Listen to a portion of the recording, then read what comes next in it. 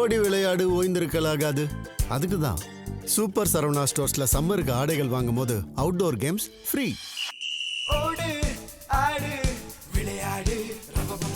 Super Saravana stores summer கோடையை கொண்டாடலாம்.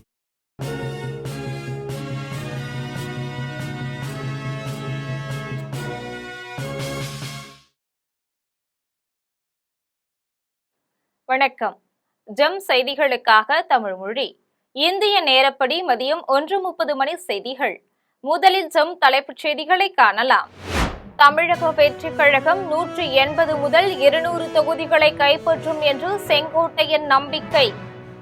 அதிமுகவுடன் தேர்தலுக்கு பிந்தைய கூட்டணி அமையும் என்று கூறப்படுவதற்கு திட்டவட்ட மறுப்பு. திமுக கூட்டணி வலிமையாக இருக்க விடுதலை சிறுத்தைகள் கட்சியே காரணம் என்று திருமாவளவன் பேச்சு. தமிழக வெற்றி கழகம் வெற்றி பெறவும் விஜய் ஆட்சி அமைக்கவும் வாய்ப்பே இல்லை என்று கணிப்பு. மத்திய பிரதேசத்தில் படகு கவிழ்ந்து 9 பேர் உயிரிழந்ததற்கு நாம் தமிழர் கட்சி சீமான் இரங்கல்.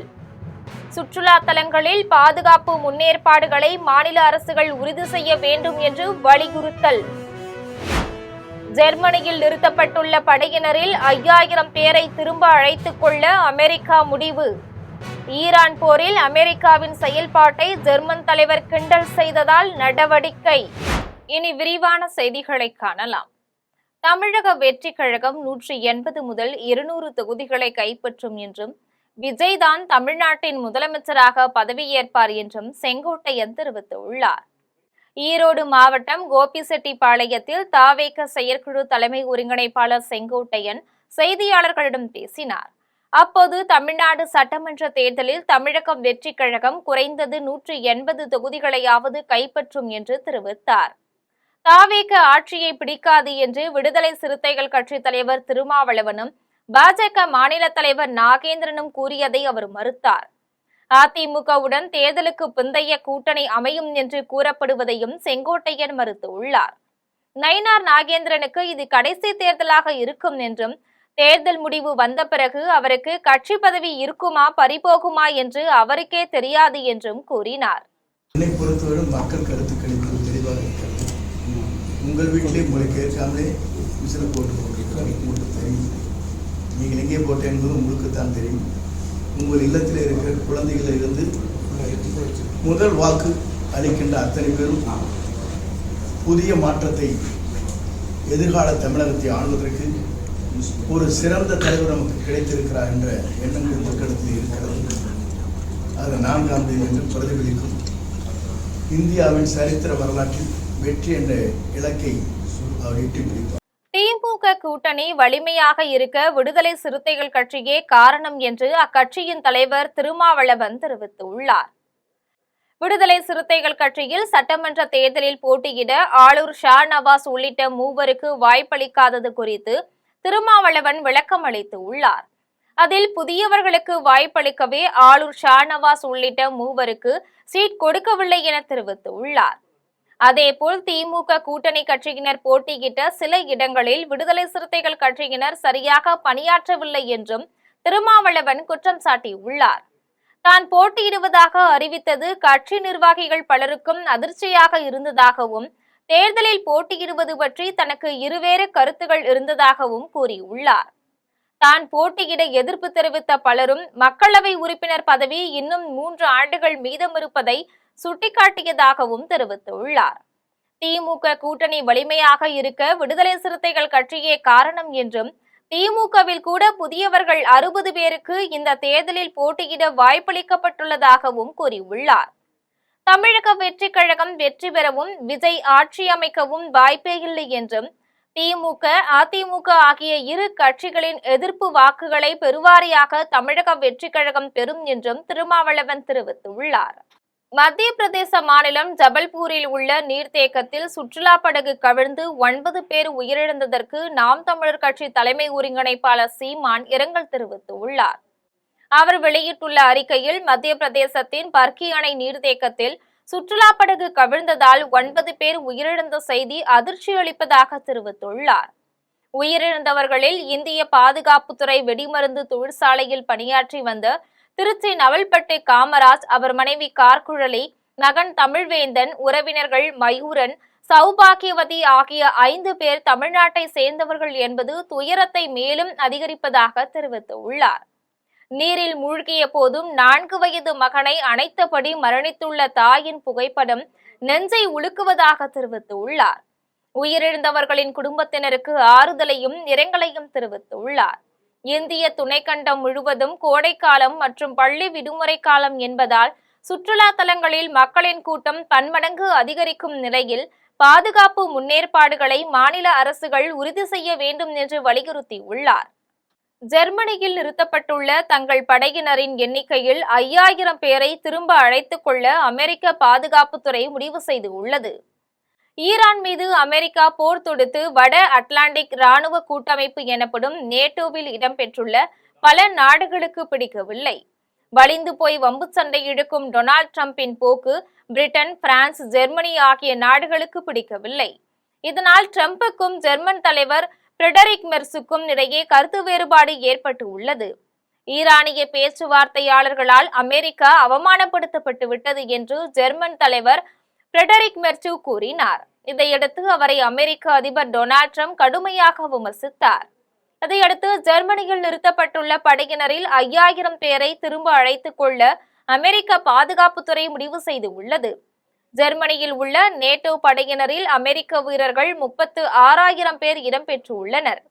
அதேபோல் இத்தாலியில் 12,000 பேரும், பிரிட்டனில் 10,000 பேரும் நிறுத்தப்பட்டுள்ளனர். கடந்த காலத்தில் வேலையில்லா திண்டாட்டத்தை தீர்க்க திமுக அரசு உரிய நடவடிக்கை எடுக்கவில்லை என மார்க்சிஸ்ட் கம்யூனிஸ்ட் கட்சியின் முன்னாள் மாநில செயலாளர் பாலகிருஷ்ணன் குற்றம் சாட்டியுள்ளார். விழுப்புரத்தில் மார்க்சிஸ்ட் கம்யூனிஸ்ட் கட்சியின் முன்னாள் மாநில செயலாளர் பாலகிருஷ்ணன் செய்தியாளர்களை சந்தித்து பேசினார். அப்போது தமிழ்நாட்டில் பாஜகவுக்கு இடமில்லை என்கிற செய்தியை தான் எல்லா கருத்து கணிப்புகளும் தெளிவாக கூறியுள்ளதாக தெரிவித்தார். தமிழ்நாட்டுக்கு எத்தனை முறை படையெடுத்தாலும் தமிழ்நாட்டு மக்கள் பாஜகவுக்கு இடமளிக்க மாட்டார்கள் என்றார். தேர்தலில் குறைந்த இடங்களை அளித்து இடதுசாரிகளுக்கு உரிய அங்கீகாரம் அளிக்க திமுக தவறிவிட்டது என்று கூறினார். கடந்த காலத்தில் வேலையில்லா திண்டாட்டத்தை தீர்க்க திமுக அரசு உரிய நடவடிக்கை எடுக்கவில்லை என்று குற்றம் சாட்டினார். வருகிற காலத்தில் திராவிட முன்னேற்றக் கழகம் எப்படிப்பட்ட ஆட்சியை கடைபிடிக்கப் போகிறது என்பதை நாம் நிதானமாக பொறுத்திருந்து பார்க்க வேண்டிய அவசியம் இருக்கிறது. கடந்த காலத்தில் இந்த தேர்தலில் கூட மார்க்சிஸ்ட் கம்யூனிஸ்ட் கட்சிக்கும் இந்திய கம்யூனிஸ்ட் கட்சிக்கும் குறைந்தபட்சம் 6 இடங்களையாவது ஒதுக்கித்தர வேண்டும் என்று நாங்கள் எவ்வளவோ வற்புறுத்திய போதும் கூட திராவிட முன்னேற்றக் கழக தலைமை அதுக்கு இடம் கொடுக்கவில்லை. ஒரு இடதுசாரிகளை ஒரு கட்டுக்குள்ள இடதுசாரிகளுக்கு உரிய அங்கீகாரத்தை தருவதற்கு திராவிட முன்னேற்றக் கழகம் மறுத்துவிட்டது என்பதுதான் யதார்த்தமான உண்மை. 50 லட்சம் மாணவர்களை சந்திக்க வேண்டும் என்ற முன்னாள் குடியரசுத் தலைவர் அப்துல் கலாமின் இலக்கை இன்னும் 1.5 ஆண்டுகளுக்குள் எட்டிவிடுவேன் என நடிகர் தாமு தெரிவித்துள்ளார். சென்னை கோவூரில் உள்ள தனியார் மண்டபத்தில் முனைவர் பொதுவுடை மூர்த்தி எழுதிய காலத்தில் பயணம் என்ற ஆங்கில புத்தக வெளியீட்டு விழா நடைபெற்றது. இந்நிகழ்ச்சியில் ஜோதிட ஆசிரியர்கள், மாணவர்கள் மற்றும் ஆர்வலர்கள் ஏராளமானோர் கலந்து கொண்டனர். இதில் சிறப்பு அழைப்பாளராக நடிகர் தாமு கலந்து கொண்டார். இதன் பின்னர் நடிகர் தாமு செய்தியாளர்களை சந்தித்து பேசிய போது 50 லட்சம் மாணவர்களை சந்திக்க வேண்டும் என்ற முன்னாள் குடியரசுத் தலைவர் அப்துல் கலாமின் இலக்கை இன்னும் 1.5 ஆண்டுகளுக்குள் எட்டிவிடுவேன் என்றும் தெரிவித்தார். மேலும் தமிழக அரசின் பாடத்திட்டத்தில் மாணவர்கள் எளிதில் புரிந்து கொள்ளும் வகையில் கற்பித்தல் முறையில் மாற்றங்கள் தேவை என்றும் குறிப்பிட்டார். உழைப்பாளியாக இருக்கிறோம் என்று காட்டிக்கொள்ளும் முயற்சியில் உடலுக்கு தீங்கு விளைவிக்கும் பழக்கங்களை தவிர்க்க வேண்டும் என்று வலியுறுத்தினார். இதையடுத்து முனைவர் பொதுவுடை மூர்த்தி செய்தியாளர்களை சந்தித்து பேசிய போது 2027ஆம் ஆண்டு தமிழ்நாட்டில் அரசியல் மாற்றம் ஏற்படும் என்று தெரிவித்தார். என்னோட பயணம் போனோம், அதாவது கலாம் சாருடைய இந்த கட்டளை 10 கல்வி கட்டளையை கொண்டு போனோம். 35 லட்சம் மாணவர்களை சந்திச்சிட்டேன். இன்னும் ஒரு 15 லட்சம் மாணவர்கள் இருக்காங்க. அது அப்படியே போயிட்டு இருக்கு. அது முடிஞ்சிடும், இன்னும் ஒரு 1.5 வருஷத்துல முடிஞ்சிடும். பாடத்திட்டங்கள் இப்ப தமிழகத்துல பாடத்திட்டங்கள் எப்படி இருக்கு? சர்வதேச லெவலுக்கு மாணவர்களை தயார்படுத்தணும்னா என்ன பண்ணணும்? இல்ல, சர்வதேச லெவலுக்குலாம் போக வேண்டாம், நம்ம இந்திய தேச லெவல்ல இருந்தாலே போதும். அதுவே நல்லா இருக்கு. பாடத்திட்டம் நல்லா தான் இருக்குது. பாடம் பசங்க கிரகித்துக் கொள்ளுகின்ற முறையும். சேலம் மாவட்டம் ஓமலூர் காவல் நிலையத்திற்குள்ளேயே பாமக வேட்பாளர் தாக்கப்பட்ட சம்பவம் பெரும் பரபரப்பை ஏற்படுத்தியுள்ளது. ஓமலூர் சட்டமன்ற தொகுதியில் ராமதாஸ் பாமக சார்பில் சுரேஷ்குமார் என்பவர் போட்டியிட்டார். இந்நிலையில் இவருக்கும் கட்சியின் இளைஞரணி செயலாளர் தமிழன் செந்தில்குமாருக்கும் இடையே தேர்தல் செலவு மற்றும் வாகனத்தை திரும்ப ஒப்படைப்பது தொடர்பாக மோதல் நிலவி வந்துள்ளது. இதுகுறித்த விசாரணையின் போது காவல் நிலையத்திற்குள்ளேயே சுரேஷ்குமாரை ஐயாவு என்பவர் சரமாரியாக தாக்கியதோடு கொலை அச்சுறுத்தல் விடுத்துள்ளார். கொரோனா காலத்தில் வாங்கிய பணத்தை சுரேஷ்குமார் திருப்பித் தராத ஆத்திரத்தில் தாக்கியதாக கைதான ஐயாவு காவலர்களிடம் கூறியுள்ளார். காயமடைந்த சுரேஷ்குமார் அளித்த புகாரின் பேரில் காவல்துறையினர் தீவிர விசாரணை நடத்தி வருகின்றனர். இச்சம்பவம் ஓமலூரில் பதற்றத்தை உருவாக்கியுள்ளது. வாழப்பாடி அருகே தனது கணவரை அழைத்து செல்வதற்காக மனைவி இருசக்கர வாகனத்தில் சென்றபோது முன்னால் சென்ற லாரியின் பின்புறம் மோதி சம்பவ இடத்திலேயே பரிதாபமாக உயிரிழந்துள்ளார். நாமக்கல் மாவட்டம் ஆயில்பட்டி பகுதியை சேர்ந்தவர்கள் பெரியசாமி, ஜூலி தம்பதியர். இதில் பெரியசாமி சொந்த ஊர் திருவிழாவிற்காக சேலத்திலிருந்து வாழப்பாடியில் பேருந்து நிலையத்திற்கு வந்துள்ளார். இதன் பிறகு அவரது மனைவியை தொலைபேசியில் தொடர்பு கொண்டு அழைத்து செல்லுமாறு கூறியுள்ளார். இதைத் தொடர்ந்து கணவரை அழைக்க இருசக்கர வாகனத்தில் பழனியாபுரம் நோக்கி ஜூலி சென்று கொண்டிருந்த போது எதிர்பாராத விதமாக முன்னால் சென்ற லாரியின் பின்பக்க டயரில் சிக்கி சம்பவ இடத்திலேயே உடல் நசுங்கி பரிதாபமாக உயிரிழந்தார். தகவல் அறிந்து சம்பவ இடத்திற்கு வந்த வாழப்பாடி காவல்துறையினர் ஜூலியின் உடலை மீட்டு சேலம் அரசு மருத்துவமனைக்கு அனுப்பி வைத்தனர். இதைத் தொடர்ந்து விபத்துக்கான காரணம் குறித்து வாழப்பாடி போலீசார் வழக்கு பதிவு செய்து விசாரணை மேற்கொண்டனர். கடலூர் அருகே பிரபல ரவுடி புகழேந்தி மர்மமான முறையில் உயிர்மாய்க்கம் செய்யப்பட்டதால் அப்பகுதியில் பெரும் பரபரப்பு ஏற்பட்டுள்ளது. கடலூர் மாவட்டம் தாடிநத்தம் வயல்வெளி பகுதியில் ஒருவர் வெட்டப்பட்டு உயிரிழந்த நிலையில் கிடந்துள்ளார். இதனை கண்ட அப்பகுதி மக்கள் தூக்கணாம்பாக்கம் காவல்துறையினருக்கு தகவல் அளித்தனர். சம்பவ இடத்திற்கு வந்த காவல்துறையினர் விசாரணை மேற்கொண்டனர். அப்போது உயிரிழந்தவர் புதுச்சேரி மாநிலம் கிரமாம்பாக்கத்தை சேர்ந்தவர் ரவுடி புகழேந்தி என்பது தெரிய வந்தது. இதன் பின்னர் காவல்துறையினர் அவரது உடலை மீட்டு முண்டியம்பாக்கம் அரசு மருத்துவமனைக்கு உடற்கூராய்வுக்காக அனுப்பி வைத்தனர். தொடர்ந்து காவல்துறையினரின் முதற்கட்ட விசாரணையில் ரவுடி புகழேந்தி மீது 4 உயிர்மாய்க்கம் செய்யப்பட்ட வழக்குகள் மற்றும் பல்வேறு குற்ற வழக்குகள் உள்ளது கண்டுபிடிக்கப்பட்டது. இதைத் தொடர்ந்து ரவுடி புகழேந்தியை உயிர்மாய்க்கம் செய்தவர்களை காவல்துறையினர் தீவிரமாக தேடி வருகின்றனர். இந்த சம்பவத்தால் இரு மாநில எல்லைகளிலும் பெரும் பதற்றத்தை ஏற்படுத்தியுள்ளது. உழைப்பாளர் தினத்தை முன்னிட்டு தூய்மை பணியாளர்களுக்கு அறக்கட்டளை நிர்வாகத்தின் சார்பில் அசைவ உணவு பரிமாறப்பட்டது. தஞ்சை மாநகராட்சியில் பணியாற்றி வரும் தூய்மை பணியாளர்களை கௌரவிக்கும் வகையில் உழைப்பாளர் தினத்தை முன்னிட்டு தனியார் அறக்கட்டளை நிர்வாகம் தூய்மை பணியாளர்களை குடும்பத்துடன் சிற்றுந்து வைத்து தஞ்சையில் உள்ள பிரபல அசைவ உணவகத்திற்கு அழைத்து சென்றனர். அப்போது அவர்களுக்கு அறக்கட்டளை நிர்வாகத்தினர் உற்சாக வரவேற்பு அளித்தனர். தொடர்ந்து அவர்களுக்கு அசைவ உணவு பரிமாறி மகிழ்ந்தனர். கல்பாக்கம் அருகே தமிழ்நாடு வீட்டு வேலை தொழிலாளர் நலசங்க அமைப்பு சார்பில் தொழிலாளர் தின விழிப்புணர்வு பேரணி மற்றும் கருத்தரங்கம் நடைபெற்றது. செங்கல்பட்டு மாவட்டம் புதுப்பட்டினத்தில் தமிழ்நாடு வீட்டு வேலை தொழிலாளர் நலசங்க அமைப்பு சார்பில் தொழிலாளர் தின விழிப்புணர்வு பேரணி மற்றும் கருத்தரங்கம் நடைபெற்றது. இதில் சதுரங்கப்பட்டினம் ஹார்வல் அமைப்பின் செயலாளர் பாஸ்கல் மேரி தலைமை வகித்தார். இவ்விழாவில் சிறப்பு அழைப்பாளராக தமிழ்நாடு கட்டுமான தொழிலாளர்கள் நலசங்க தலைவர் பொன்குமார் மற்றும் தமிழ்நாடு வீட்டுமனை தொழிலாளர் நல அறக்கட்டளை பொறுப்பாளர் வளர்மதி ஆகியோர் பங்கேற்று தொழிலாளர்களுக்கு இழைக்கப்படும் அநீதிகள் குறித்து எடுத்துரைத்தனர். இந்நிகழ்ச்சியில் புலம்பெயர் தொழிலாளர்களின் வேலைகளுக்கு சமமான வேலைக்கு ஊதியம், தங்கும் இடம், குடிநீர், சுகாதாரம் போன்ற அடிப்படை வசதிகள் ஏற்படுத்தி தருதல் என்பது உள்ளிட்ட பல்வேறு கோரிக்கைகள் வலியுறுத்தப்பட்டது. இந்நிகழ்வில் வீட்டு வேலை பணியாளர்கள், கட்டுமான பணியாளர்கள் என ஏராளமானோர் கலந்து கொண்டனர்.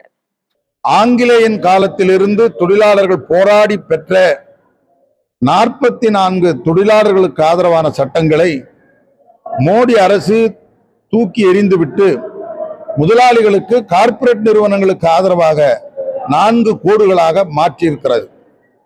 தொழிலாளருடைய உரிமை மிகப்பெரிய அளவில் அது பறிக்கப்பட்டிருக்கிறது. இந்த மே தின நன்னாளில் திருவண்ணாமலை அருகே உள்ள முத்துமாரியம்மன் ஆலயத்தில் கூழ்வார்க்கும் திருவிழா மிக சிறப்பாக நடைபெற்றது.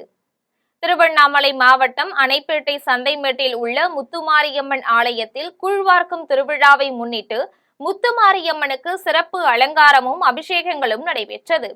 இந்நிகழ்வில் கேளூர், சித்தேரி, தேப்பனந்தல், அணைப்பேட்டை உள்ளிட்ட சுற்றுவட்டார பகுதிகளை சேர்ந்த ஏராளமான பக்தர்கள் கலந்து கொண்டு சாமி தரிசனம் செய்தனர்.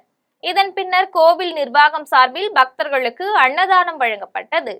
நாகப்பட்டினம் எட்டுக்குடி முருகன் கோவில் சித்ரா பௌர்ணமி விழாவை தொடர்ந்து ரதக்காவடி ஊர்வலம் பக்தி பெருக்குடன் கோலாகலமாக நிறைவடைந்தது. நாகப்பட்டினம் மாவட்டம் எட்டுக்குடி சுப்பிரமணிய சுவாமி திருக்கோவிலில் சித்ரா பௌர்ணமி திருவிழா கோலாகலமாக நடைபெற்றது. கடந்த ஏப்ரல் 22ஆம் தேதி கொடியேற்றத்துடன் துவங்கிய பெருவிழாவின் முக்கிய நிகழ்வான தேரோட்டத்தை தொடர்ந்து 56 மணி நேர இடைவிடாத பாலாபிஷேகம் நடைபெற்று வருகிறது. பல்வேறு மாவட்டங்களில் இருந்து வந்த பக்தர்கள் ரதக்காவடி, பால்காவடி, பன்னீர் காவடி, புஷ்ப காவடி உள்ளிட்ட நேர்த்திக்கடன்களை நிறைவேற்றினர். வலிவலம் வெள்ளை விநாயகர் கோவிலில் இருந்து தொடங்கிய ரதக்காவடி ஊர்வலம் கொளப்பாடு, பையூர், திருக்குவளை உள்ளிட்ட பகுதிகள் வழியாக சென்று எட்டுக்குடி முருகன் கோவிலை சென்றடைந்தது. வழியெங்கும் பக்தர்கள் மலர் தூவி பக்தி உணர்வை வெளிப்படுத்தினர். இந்த ரதக்காவடியை சுமந்த இளைஞர்கள் தாளம் மற்றும் பக்தி பாடல்களுக்கு ஏற்ப உற்சாக நடனமாடி சென்றது திருவிழாவிற்கு தனி சிறப்பை சேர்த்தது. மயிலாடுதுறை கண்டியன்குளம் மாரியம்மன் கோவில் சித்திரை விழாவில் நூற்றுக்கணக்கான பக்தர்கள் தீக்குழியில் இறங்கி நேர்த்திக்கடன் செலுத்தினர். மயிலாடுதுறை மாவட்டம் கண்டியன்குளம் மாரியம்மன் கோவிலில் சித்திரை பெருவிழா கடந்த 21ஆம் தேதி காப்பு கட்டுதலுடன் தொடங்கியது. வல்லம் கிராமத்திலிருந்து சிறப்பு பூஜைகள் செய்த சக்தி கரகத்துடன் விரதமிருந்த நூற்றுக்கணக்கான பக்தர்கள் ஊர்வலமாக மேளதாளங்கள் முழங்க கோவிலை வந்தடைந்தனர். வழி நெடுகிலும் பொதுமக்கள் அம்மனுக்கு தீபாராதனை காண்பித்து வழிபாடு செய்தனர்.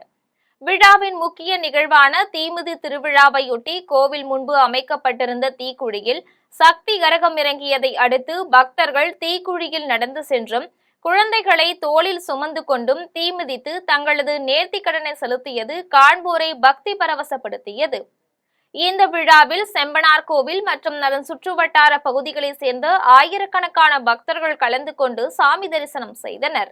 கன்னியாகுமரி கல்பாலத்தடி இசக்கியம்மன் கோவில் சித்திரை பௌர்ணமி விழாவில் தமிழகம் மற்றும் கேரளத்தை சேர்ந்த ஏராளமான பெண்கள் அம்மனுக்கு பொங்கலிட்டு வழிபட்டனர். கன்னியாகுமரி மாவட்டம் கல்பாலத்தடி இசக்கியம்மன் கோவில் சித்திரை பௌர்ணமியையொட்டி 1ஆம் திருவிழாவில் ஹோமங்களும் 2ஆம் திருவிழாவில் தீபாராதனை, நையாண்டி மேளத்துடன் அம்மன் திருப்பவனி குழித்துறை, கழுவந்திட்டை, பெருந்தெரு, இடத்தெரு வழியாக ஆலயத்தை வந்தடைந்தது. 3ஆம் திருவிழாவான சித்ரா பௌர்ணமியன்று தமிழகம் மற்றும் கேரளாவில் இருந்து ஏராளமான பெண்கள் விரதமிருந்து அம்மனுக்கு பொங்கல் வைத்து வழிபட்டனர். மேலும் அம்மனுக்கு நடைபெற்ற மஞ்சள் நீராடுதல் நிகழ்ச்சியில் ஏராளமான பக்தர்கள் கலந்து கொண்டு அம்மனின் ஆசி பெற்றனர். கன்னியாகுமரியில் உள்ள பத்துகாணி காளிமலை கோவிலில் சித்ரா பௌர்ணமியை முன்னிட்டு பல்லாயிரக்கணக்கான பக்தர்கள் கலந்து கொண்டு பொங்கலிட்டு வழிபாடு செய்தனர். கன்னியாகுமரி மாவட்டம் பத்துகாணி காளிமலை கோவிலில் சித்ரா பௌர்ணமியை முன்னிட்டு அகஸ்திய முனிவர் உட்பட 18 சித்தர்களுக்கு சங்கல்ப பூஜை, தேவி பாகவத பாராயணம் மற்றும் அன்னதானம் போன்றவை நடைபெற்றன. இதன் பின்னர் பழங்குடியின மக்கள் சிறப்பு பூஜைகள் செய்தனர். இவ்விழாவினை மடாதிபதி சக்தி சத்தானந்தா மகரிஷி குத்துவிளக்கு ஏற்றி தொடக்கி வைத்தார். இவ்விழாவில் தமிழக, கேரளாவை சேர்ந்த பல்லாயிரக்கணக்கான பெண்கள் மற்றும் பக்தர்கள் மலை ஏறி சென்று பொங்கலிட்டு அம்மனை வழிபட்டனர். மயிலாடுதுறை அருகே உள்ள கீழமாரியம்மன் ஆலயத்தில் 35ஆம் ஆண்டு தீமிதி திருவிழா மிக சிறப்பாக நடைபெற்றது. மயிலாடுதுறை மாவட்டம் ஆறுபாதி கிராமத்தில் உள்ள கீழமாரியம்மன் ஆலயத்தில் 35ஆம் ஆண்டு தீமிதி திருவிழாவை முன்னிட்டு காவிரி கரையில் இருந்து காப்பு கட்டி விரதமிருந்த பக்தர்கள் ஏராளமானோர் மேளதாளங்கள் முழங்க ஊர்வலமாக ஆலயத்தை வந்தடைந்தனர். இதன் பின்னர் கோவிலின் முன்பு அமைக்கப்பட்டிருந்த தீக்குண்டத்தில் சக்தி கரகம் இறங்கியதை தொடர்ந்து விரதமிருந்த பக்தர்கள் தீ மிதித்து தங்களது நேர்த்திக்கடனை செலுத்தினர். இந்நிகழ்ச்சியில் ஆறுபாதி மற்றும் சுற்றுவட்டார கிராமங்களை சேர்ந்த ஏராளமான பக்தர்கள் கலந்து கொண்டு சாமி தரிசனம் செய்தனர். திருவாரூர் அருகே உள்ள முத்துமாரியம்மன் ஆலயத்தின் சித்திரை தீமிதி திருவிழா மிக சிறப்பாக நடைபெற்றது. திருவாரூர் மாவட்டம் கொக்கலாடி கிராமத்தில் உள்ள முத்துமாரியம்மன் ஆலயத்தின் சித்திரை தீமிதி திருவிழா மிக சிறப்பாக நடைபெற்றது. இந்நிகழ்வில் பக்தர்கள் காவடி எடுத்து வந்தும் ஆலயத்தின் எதிரே அமைக்கப்பட்டுள்ள தீக்குண்டத்தில் இறங்கியும் தங்களது வேண்டுதலை நிறைவேற்றினர்.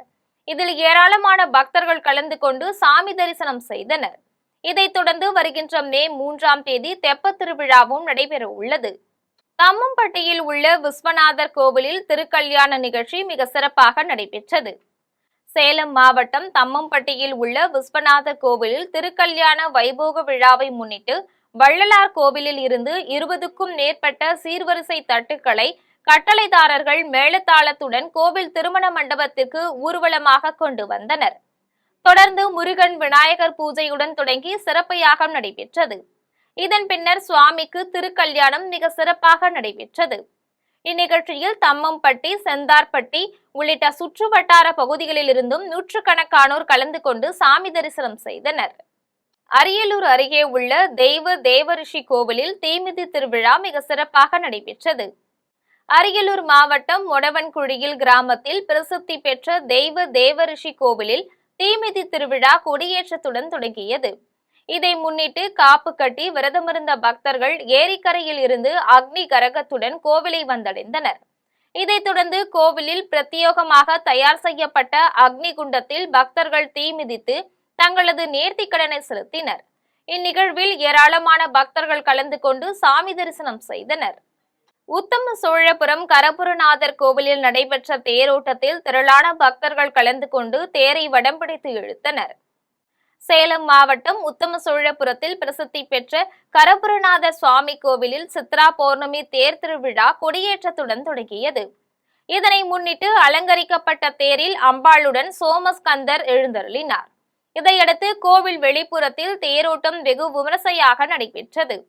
அப்போது திரளான பக்தர்கள் தேரை வடம்பிடித்து இழுத்தனர். இந்த தேரோட்ட நிகழ்வில் உத்தம சோழபுரம், நெய்க்காரப்பட்டி, பூலாவரி உள்ளிட்ட பல்வேறு பகுதிகளில் இருந்து ஆயிரக்கணக்கான பக்தர்கள் பங்கேற்று சாமி தரிசனம் செய்தனர். சென்னை மாதவரத்தில் மெட்ரோ ரயில் பணிக்கு வைத்திருந்த இரும்பு கம்பிகளை திருடிய 2 பேரை காவல்துறையினர் கைது செய்துள்ளனர். தப்பி ஓடிய ஒருவரை தேடி வருகின்றனர். மாதவரம் இரட்டையேரி சந்திப்பு அருகே மெட்ரோ ரயில் பணிக்காக இரும்பு கம்பிகள் வைக்கப்பட்டிருந்தன. ஏப்ரல் 25ஆம் நாள் திருடர்கள் 3 இருசக்கர வாகனத்தில் வந்து 300 கிலோ இரும்பு கம்பிகளை திருடி சென்றனர். இதுகுறித்து L&D CMRL நிறுவனத்தில் நிர்வாக மேலாளராக பணிபுரியும் விவேக் என்பவர் மாதவரம் காவல் நிலையத்தில் புகார் அளித்தார். புகாரின் அடிப்படையில் வழக்கு பதிந்து காவல்துறையினர் விசாரித்தனர். இந்த நிலையில் கம்பி திருடர்களான கௌதம், ஆகாஷ் ஆகிய இருவரை கைது செய்துள்ளனர்.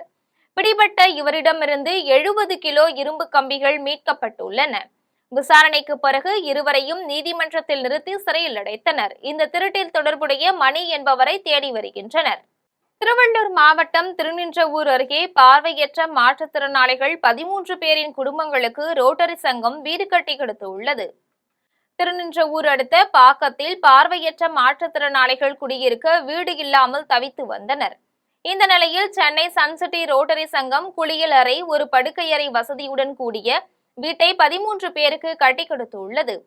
சுமார் 70 லட்சம் ரூபாய் மதிப்பில் கட்டப்பட்ட இந்த வீடுகளை பயனாளிகளுக்கு வழங்கும் நிகழ்ச்சி நடைபெற்றது. இதில் ரோட்டரி சங்க ஆளுநர் முத்துசாமி உள்ளிட்ட நிர்வாகிகள் புதிய வீடுகளை திறந்து வைத்து பயனாளிகளுக்கு வழங்கினர். இதனை மகிழ்ச்சியுடன் பெற்றுக்கொண்ட பார்வை மாற்றுத்திறனாளிகள் குடும்பத்தினர் நெகிழ்ச்சியுடன் சங்க நிர்வாகிகளுக்கு மாலை அணிவித்தும் நினைவு பரிசு வழங்கியும் நன்றி தெரிவித்தனர்.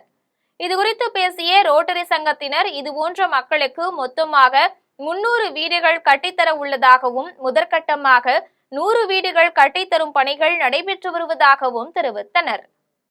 கோவை மதுக்கரை போடிப்பாளையத்தில் வீட்டில் காலணி அடிக்கு வைக்கும் இடத்தில் 7 அடி நீள சாரைப்பாம்பு இருந்ததால் குடும்பத்தினர் அச்சமடைந்துள்ளனர். கோவை போடிப்பாளையத்தை சேர்ந்த பிரபு தனது வீட்டின் வெளியே காலணி அடுக்கி வைக்கும் இடத்தில் 7 அடி நீளம் கொண்ட சாரைப்பாம்பு இருப்பதை கண்டு அதிர்ச்சி அடைந்தார். இதுகுறித்து மாலுமிச்சம்பட்டியை சேர்ந்த பாம்பு பிடி வீரர் சுரேந்தருக்கு தகவல் கொடுத்தனர். விரைந்து வந்த சுரேந்தர் பதுங்கியிருந்த பாம்பை பிடித்து சாக்கு பையில் அடைத்தார். 7 அடி நீளமுள்ள சாரைப்பாம்பை காட்டுக்குள் கொண்டு போய் விட்டனர். கோடை வெப்பம் அதிகரித்து வருவதால் குளுமையை தேடி பாம்புகள் குடியிருப்புகளுக்குள் புகும் அபாயம் இருப்பதால் பொதுமக்கள் எச்சரிக்கையாக இருக்குமாறு வன உயிரின ஆர்வலர்கள் கேட்டுக்கொண்டுள்ளனர். கோவையில் உழைப்பாளர் நாளையொட்டி சமூக நலன், சுற்றுச்சூழல் பாதுகாப்பு, பொதுமக்கள் ஆரோக்கியத்தை ஒருங்கிணைக்கும் வகையில் நிகழ்ச்சிகள் நடைபெற்றன. சமூக நீதி தொழிற்சங்கங்களின் கூட்டமைப்பு, கோயம்புத்தூர் எக்கனாமிக் சேம்பர், ஜிஎம் நகர் நற்பணி குழு ஆகியன இணைந்து தொழிலாளர் நாள் நிகழ்ச்சியை ஏற்பாடு செய்திருந்தனர். முகமது ரபீக் தலைமையில் நடைபெற்ற நிகழ்ச்சியில் சமூக நீதி கூட்டமைப்பின் தலைவர் ராம வெங்கடேசன், குரூஸ் மேரி, நூர்ஜஹான், மீமலா ஹம்லு, ஜோதி, வவுசியா, தௌலத் நிஷா ஆகியோர் கலந்து கொண்டனர். ஆடிட்டர் கலீமுதீன் நலத்திட்ட உதவிகள் வழங்கி உரையாற்றினார். துணிப்பை பயன்பாட்டை ஊக்குவிக்கும் விழிப்புணர்வு பரப்புரை மேற்கொள்ளப்பட்டது. இதனுடன் மரக்கன்று நடுதல், துணிப்பை பயன்படுத்துவதாக உறுதிமொழி ஏற்றல் போன்ற சுற்றுச்சூழல் பாதுகாப்பு நடவடிக்கைகளும் இடம்பெற்றன. பொதுமக்கள் நலனை கருத்தில் கொண்டு இலவச மருத்துவ முகாமும் நடத்தப்பட்டது. இந்த முகாமை கவுன்சிலர் அலிமா ராஜா உசேன் தொடக்கி வைத்தார். நிகழ்ச்சியில் முஸ்தாக் அகமது, மயிலை செந்தில், அருள்தாஸ் ஆகியோர் கலந்து கொண்டனர். வேலூர் மாவட்டம் குடியாத்தம் தனியார் பாலிடெக்னிக்கில் பயின்ற மாணவர்கள் 25 ஆண்டுகளுக்கு பிறகு மீண்டும் சந்தித்துக் கொண்டது நெகிழ்ச்சியை ஏற்படுத்தியுள்ளது. குடியாத்தம் ராஜகோபால் பாலிடெக்னிக் கல்லூரியில் 1998 முதல் 2021 ஆண்டு வரை சிவில், மெக்கானிக்கல், எலக்ட்ரிக்கல், கம்யூனிகேஷன் உள்ளிட்ட துறைகளில் பயின்ற மாணவர்கள் 25 ஆண்டுகளுக்கு பின்பு மீண்டும் சந்தித்துக் கொண்டனர். வெளிநாடுகளில் இருந்தும், மும்பை, டெல்லி, ஹைதராபாத் ஆகிய நகரங்களில் இருந்தும் முன்னாள் மாணவர்கள் சந்திப்பில் குடும்பத்துடன் வந்து கலந்து கொண்டனர். தங்களுக்கு பயிற்றுவித்த பேராசிரியர்களுடன் குழுப்படமும் பிடித்துக் கொண்டு அவர்களுக்கு நினைவு பரிசுகளை வழங்கினர். இனி வருவது திரையுலக செய்திகள்.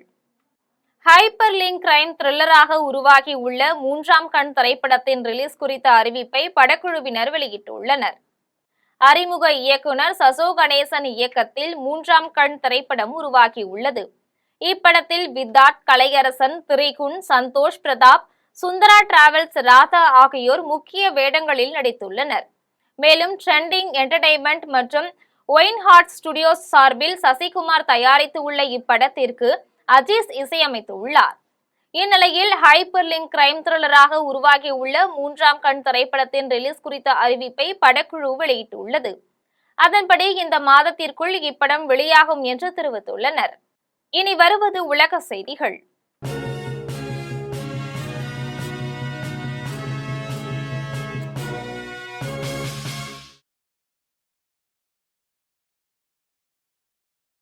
மேற்காசியாவில் உள்ள அமெரிக்க ராணுவ தளங்கள் வெறும் காகித புலிகள் என ஈரான் உச்ச தலைவர் அயதுல்லா முஸ்தபா காமேனி தெரிவித்துள்ளார்.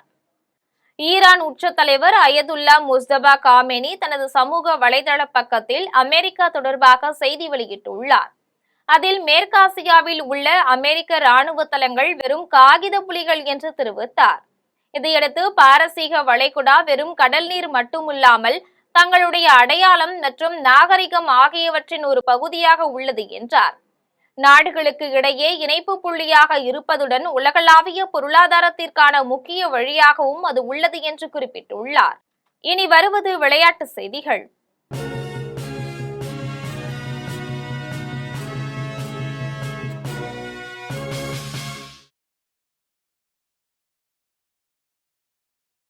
கால்பந்து உலகக்கோப்பை தொடரின் இந்திய ஒளிபரப்பு உரிமத்தை எந்த நிறுவனமும் வாங்கவில்லை என்பதால் இந்திய கால்பந்து ரசிகர்கள் அதிர்ச்சி அடைந்துள்ளனர்.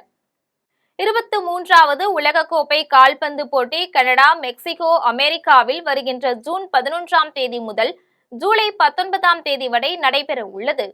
இந்த போட்டியில் பங்கேற்கும் 48 அணிகள் 12 பிரிவாக பிரிக்கப்பட்டு உள்ளன. இந்நிலையில் அடுத்த மாதம் தொடங்க உள்ள கால்பந்து உலகக்கோப்பை தொடரின் இந்திய ஒளிபரப்பு உரிமத்தை எந்த நிறுவனமும் வாங்கவில்லை. இந்திய நேரப்படி நள்ளிரவிலும் அதிகாலையிலும் போட்டிகள் நடைபெறும் என்பதால் பார்வையாளர்கள் பெரிதளவில் இருக்க மாட்டார்கள் என நிறுவனங்கள் தயக்கம் காட்டுகின்றன. இதனால் இந்திய கால்பந்து ரசிகர்கள் அதிர்ச்சி அடைந்துள்ளனர். இனி வருவது தங்கம், வெள்ளி மற்றும் பங்கு சந்தை விலை நிலவரம்.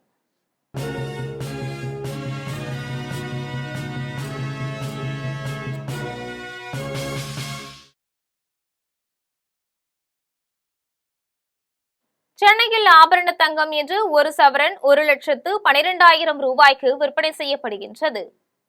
சென்னையில் இன்று ஆபரண தங்கத்தின் விலை கிராமுக்கு 80 ரூபாய் அதிகரித்து 14,000 ரூபாய்க்கு விற்பனை செய்யப்படுகின்றது. மேலும் ஒரு சவரன் 640 ரூபாய்க்கு அதிகரித்து 1,12,000 ரூபாய்க்கு விற்பனை செய்யப்படுகின்றது. 24 கேரட் தூய தங்கம் ஒரு சவரன் 1,22,184 ரூபாய்க்கு விற்பனை செய்யப்படுகின்றது. மேலும் 1 கிராம் வெள்ளி 270 ரூபாய்க்கும் 1 கிலோ வெள்ளி 2,70,000 ரூபாய்க்கும் விற்பனை செய்யப்படுகின்றது. மீண்டும் ஜம் தலைப்புச் செய்திகள். தமிழக வெற்றிக் கழகம் 180 முதல் 200 தொகுதிகளை கைப்பற்றும் என்று செங்கோட்டையன் நம்பிக்கை.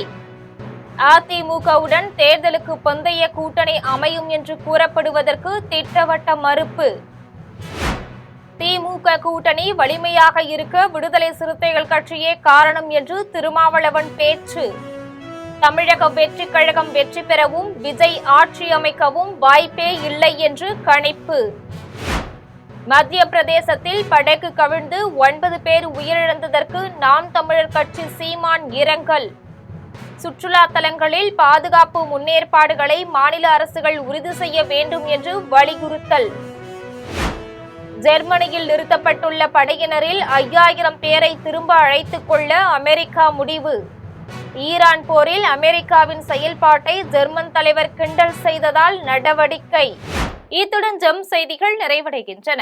மீண்டும் ஜெம் செய்திகள் மாலை 6 மணிக்கு. உடனுக்குடன் செய்திகளை காண gemlive.tv என்ற இணையதளத்தில் இணைந்திருங்கள். நன்றி, வணக்கம்.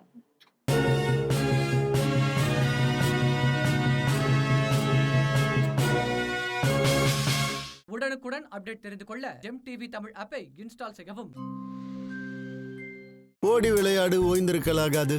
அதுக்கு தான் சூப்பர் சரவணா ஸ்டோர்ஸ்ல சம்மருக்கு ஆடைகள் வாங்கும் போது அவுட்டோர் கேம்ஸ் ஃப்ரீ.